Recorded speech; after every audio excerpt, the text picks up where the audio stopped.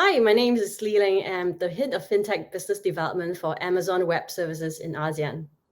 My job at AWS is to help fintechs grow and scale by being a business advisor, sharing best practices and trends from various regions. I sometimes help connect fintechs to others in the industry and spot areas of improvement via cloud technology as well.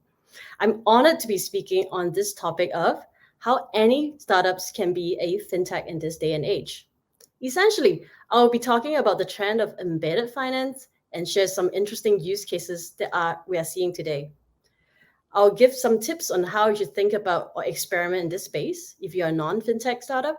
And if you are a fintech, how would you really tap into this space by offering your services in a B2B fashion instead of just B2C?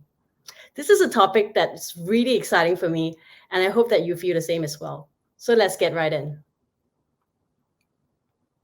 As we all know, consumers all want convenient and engaging experiences nowadays, and they are very willing to pay for it.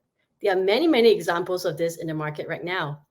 Apple is arguably the best of it all, creating a fantastic shopping experience as well as user experience with their hardware and software development. They are not only selling a phone or a laptop, but they are really selling an image, a lifestyle, and what you stand for. Similarly, coffee chains like Starbucks sell a comforting environment for a quick social meetup and less about the coffee itself. We know that customers want delightful interactions, and in particular, they want complete, seamless experiences. In the market today, one of the main trends that we are seeing is that more and more startups are doing this by either embedding financial products seamlessly into their core value proposition. The result is that the end product is significantly enhanced by it.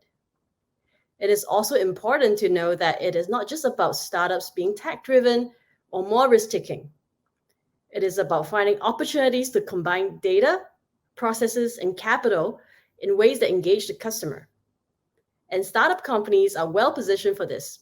They have a natural edge because they move fast and they have the expertise in collection of rich data sets that were previously not available. This trend is assisted by a new class of fintechs who are providing fintech as a service, or FaaS, sometimes that you see. They are also known as embedded finance companies. They provide financial products via simple API calls, and they take away the bulk of the work that's required to enable these services traditionally. In a sense, just like how cloud services have helped startups experiment new ideas without the need of finding data center space and buying physical servers, embedded finance companies are helping startups test and pilot financial-related use cases easily at a low risk and cost.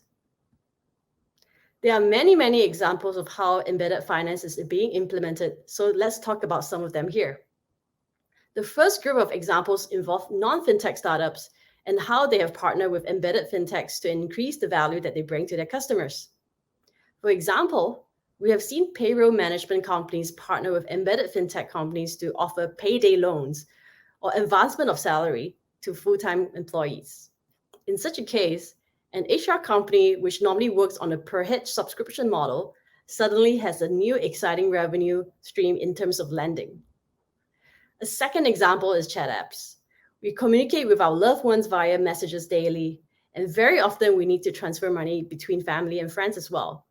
To share a meal, to pay back something that a friend has helped you buy. Why not just offer remittance within the app? It's the same group of people whose numbers are already stored in your phone. This is a great non-intrusive way for chat apps, which are normally free to monetize, and probably much preferred compared to selling ads in the chat space.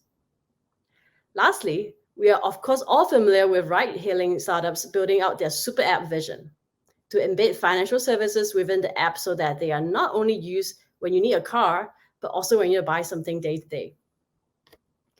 The second group of examples involve fintechs embedding other fintech services to bundle it as an option.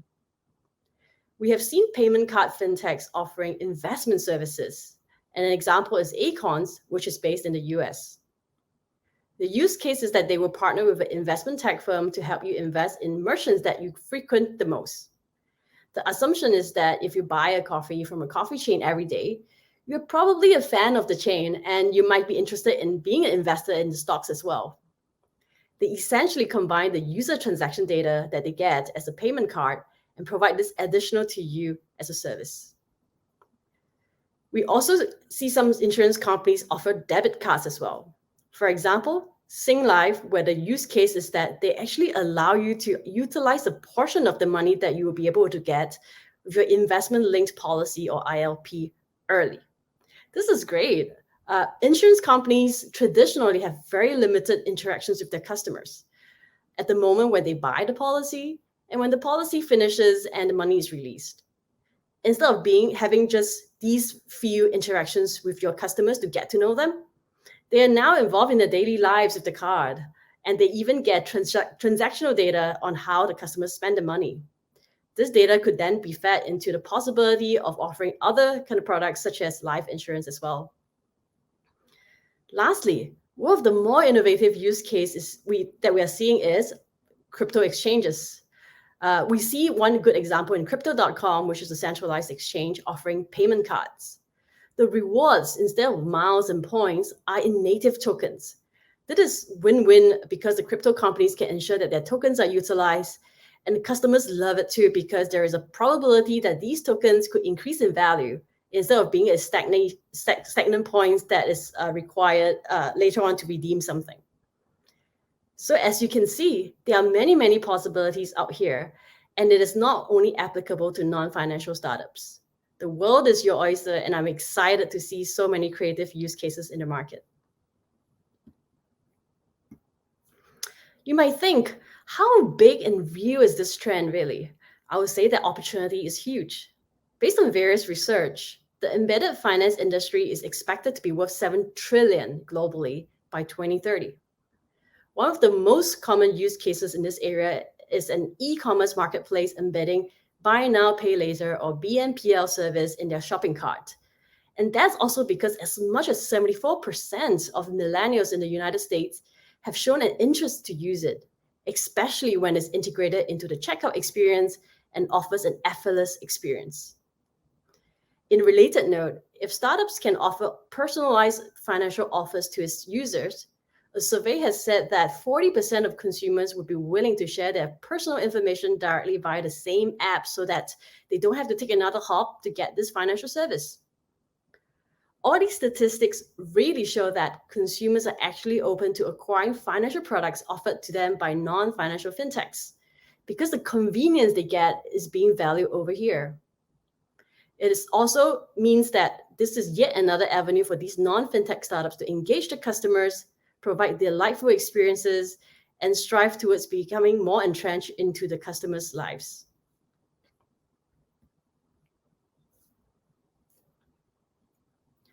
You might start to think, how do the lines of responsibility fall in such partnerships? Because fintech use cases are normally regulated. Well, let's start off with an understanding of what it takes to be a fintech first. I would say that there are 4 key components broadly. First, in the world today, most fintech services, including the biggest names that you are now familiar with, still require connectivity into the traditional financial infrastructure because that continues to be the backbone to how money and assets move. Second, the provision of these services often require licensing and compliance to local regulations by law. This includes controls over how the data is stored, accessed, processed, security measured in both physical and non-physical aspects to make sure that consumers are protected. Third, especially relevant for lending and insurance companies, the ability to calculate and actively manage underlying risk is extremely important because this could really make or break the long-term viability of a fintech business as well. Lastly, the product design, feature management, and user interface are obviously what sets out a fintech from a traditional financial institution as well. In an embedded finance partnership, these 4 components are essentially split between the fintech service provider and the startup, which is the customer. The hardcore connectivity into the financial infrastructure is likely to be done by the fintech because it is really a non-trivial task, requiring tons of regulations and tons of technical integrations as well. For example, a connection into a card network is required in order to issue a debit card. Another integration is required to move money into the card to get it funded, etc.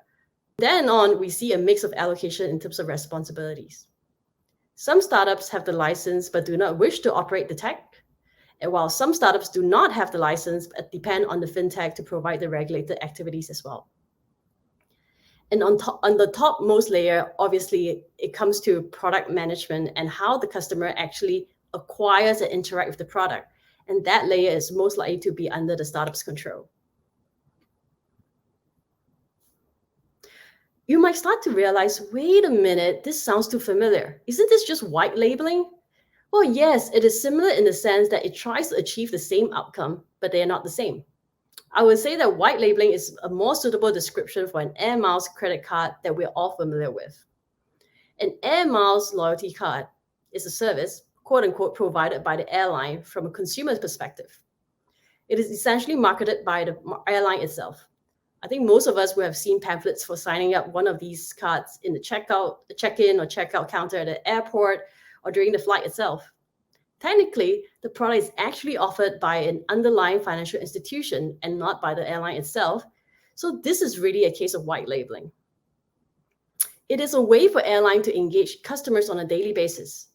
Instead of a consumer engaging the airline only a few times a year when they take their flights for business and leisure, with the Air Miles card, the airline becomes a part of your life.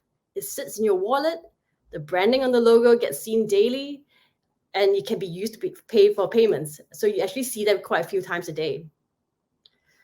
All these also allow the consumers to be reminded that their daily transactions are all contributing to their next relaxing trip to an island resort. It is fantastic engagement, which is also what embedded finance is really about. But that's really where the similarities stop. Embedded finance, in comparison, differs strongly in the back-end operations. In the Air Miles card case, the back-end is completely offline. You fill out paper forms to send it in via snail mail or by giving it to the flight attendant. Of course, nowadays you might be able to send it in via electronic means, but essentially the provision of the card really takes weeks because the systems are just not API driven. The underwriting is not done instantly as well. There's also very little analytics involved. There's no iterative feedback loop on buying behavior back into the program, or at least in a personalized manner. Now, compare this to embedded finance use cases that we just heard. Everything is done via APIs. The systems are online and linked. Applying online, hopefully with the data that is already pre-populated by your channel, all it takes is an API call to your embedded finance provider to run KYC checks, credit bureau checks, and a virtual card can be generated right away. In fact, it can even be provisioned over the air so that your smartphone can use the Google Pay or Apple Pay app to pay immediately as well. Waiting for physical cards becomes optional. There is heavy use of AI ML to achieve this seamless onboarding, and these are the same sources of information that could be used to further offer other financial services like lending and insurance to engage the customer further. In summary, I would say that the difference between embedded finance and white labeling is that with embedded finance, the third-party bank or the lender disappears because the tightly integrated APIs enable a seamless experience. So, switching gears a little bit, if you are a startup, you might be thinking, okay, this is interesting. Are there any considerations for me as I explore this space? I would say that embedded finance is something worth exploring if you are a B2C startup. You have a huge consumer base, you have a ton of data obtained throughout the consumer's interactions with you, and you want to have even more engagement and make them even more sticky. There are many types of financial services you could embed, but I would say the easiest and the most common is likely to be the payment card. However, before you embark on it, consider a few things. One, have a game plan. Payments on its own is extremely low margins business because you are using another provider to take care of most of the technical and operational bits. Your margin is even lower. What is the long-term plan? Are you willing to keep going even if the margins become single digit or even goes negative? How do you monetize the additional data that you get from this? Do you have an idea of what products you could upsell with to get you more revenue? Second, please make sure that you manage your marketing incentives closely. Startups can go overboard in terms of creating excitement, and the danger is paying too much for customer acquisition. Remember, this is ultimately a side business for you, and therefore you need to be extra careful. Third, customer servicing. You might be clever and you sign a deal where your provider actually handle most of the kind of customer service support relating to this financial service. But don't forget, your brand is out there. You own the customer relationship ultimately, and you are the brand. You cannot stop the consumer from calling you as the first point of contact. And trust me, they will. Because this experience will be so seamless that the consumer thinks that you are providing the service. So make sure that you have your first level support and have the correct processes to actually redirect as quickly as possible so that you continue to have a great customer experience. Lastly, in the happy event that this indeed scales and becomes a substantial revenue stream or customer acquisition channel, consider bringing it in-house. Ultimately, by using embedded finance companies, you have taken a lighter route in experimenting something. But these are financial services. And as you get more customers, it might make sense for you to own more of the tech or the compliance. This is truly an exciting space, and embedded finance companies really show you how to experiment at a low cost quickly. If you are interested in doing some of the proof of concepts or need some introductions, the AWS Startups team where I'm from is happy to help. So we've finished talking about consideration that non-fintech startups should have when deciding whether they want to experiment in this. What if you are a fintech yourself? Other than bundling other fintech services, as we mentioned earlier, there's actually a chance for you to offer your fintech product as a service as well. If you want to implement this on your own, we at AWS have products and services that help fintech turn your product into a SaaS product. For example, we have services that help you implement public APIs with the right level of security. We have plugins that allow third-party data sets to stream in so that the products can take in additional classes of information to enhance customer management and credit decisions. And we obviously have many capabilities that help you visualize and segregate databases and systems so that there is physical or logical separation in your own customer data versus your customer's customer data. Many fintechs are already using AWS to implement and run their SaaS business. If you need help in building this out or architecting this, speak to us. We'll be most willing to help. Separately, we also have a structured partner program like the AWS SaaS Factory to guide fintechs in becoming a SaaS step by step. During this program, we actually do quite a lot of things together to accelerate your path towards a SaaS provider. We guide the fintechs by being strategic advisors and recommend best practices by combining industry and other engagement experience. We work together on specific artifacts that merge our knowledge with partner-specific requirements and strategic goals. And we even help you optimize and ensure that your infrastructure is using the best services and architecture. Finally, we even do co-marketing and co-selling motions under certain circumstances as well.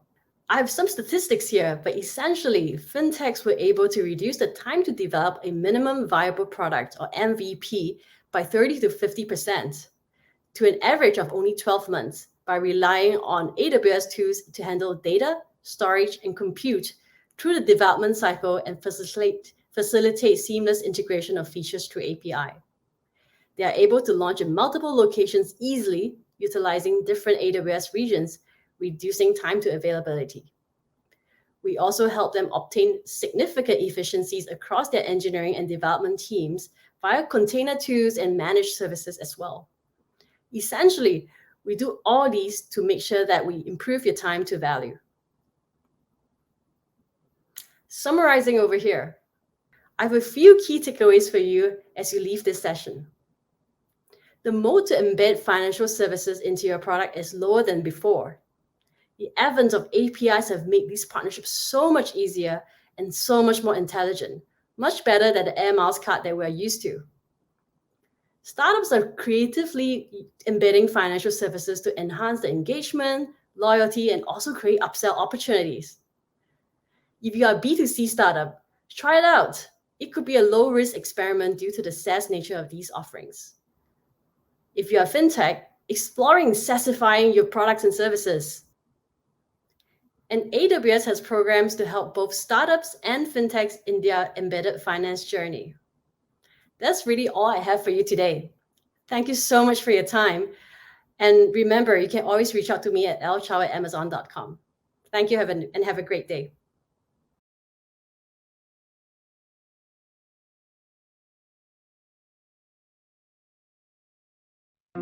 This is Brittany. She's been tasked with producing the company's next big event, happening in just a few weeks. The event technology options are seemingly endless.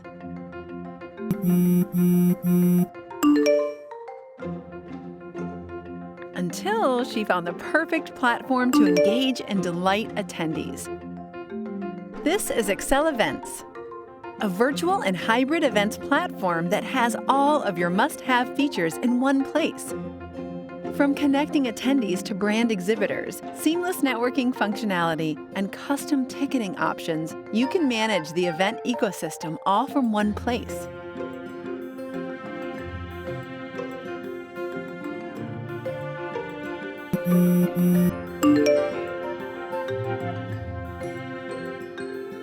Stream your live videos right on the platform, or integrate your favorite streaming provider so speakers can focus on delivering their message, while event managers are confident about delivering their run-of show. Attendees can have direct access to speakers using built-in chat features. They can have one-on-one sessions with speakers or other attendees to create an intimate networking setting. Attendees are able to connect to multiple live sessions without ever leaving the platform. Create better events with flexible agendas. Native live streaming. In-depth analytics. Lead gen management. Multiple concurrent session functionality. Integration with popular software solutions.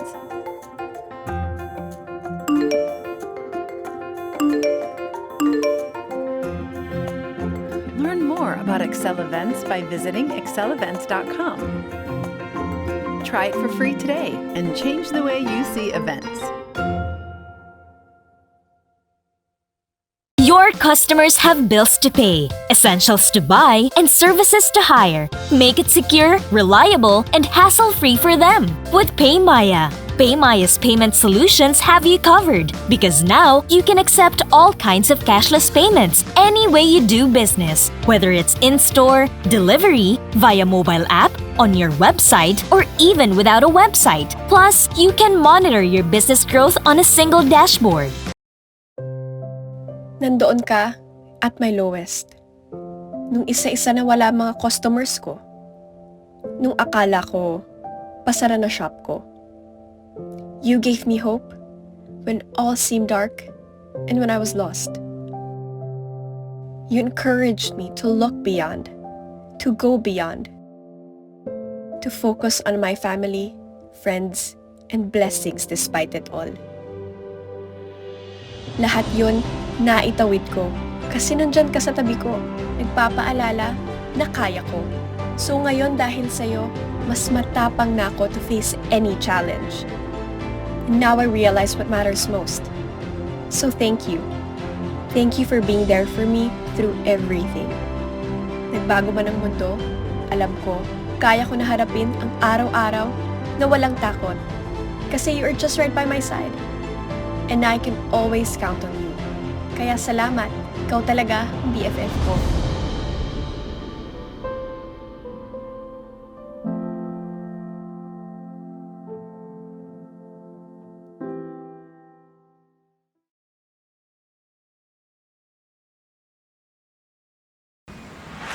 Filipinos have struggled with the most essential facets of life, like health, education, livelihood, managing finances, and many more. Our country needs all the help it can get to manage its burden. We want to maximize digital technology to provide solutions for real customer pain points. This is how 917 Ventures came to life. The Philippines' largest corporate venture builder. We ideate, launch, accelerate, and scale new business ideas that have the potential to grow fast. Through our portfolio companies, we empower consumers and businesses to power through and emerge stronger every day, pandemic or not. Our vision at GCash is finance for all. Beyond financial services, GCash has become a super live app with over 51 million registered users. Consulta MD is the largest telehealth company in the Philippines with over 1 million users. Health Now is an integrator platform that brings health and care to every Filipino in one tap at the comfort of your homes. With these healthcare solutions, Filipinos now have access to doctors 24/7 and get their medicines delivered on the same day. And as we all strive to search for safer ways to go about our days, we understand how customers are starting to rely on online grocery shopping for their daily essentials. This is where PureGo comes in. PureGo has become one of Metro Manila's top-of-mind grocery delivery services, with its best-priced grocery items from trusted brands. Sparking a difference on ad tech, digital media, and creatives that helps brands create more meaningful connections with their customers by leveraging data and prioritizing the power of insights. We at Rush offer an out-of-the-box solution that helps businesses start their digital transformation in the most cost-effective manner. Rush and AdSpark's marketing, loyalty programs, and e-commerce solutions help future-proof businesses, prepare them for the surge of online shopping and transactions, and find their footing in the digital world.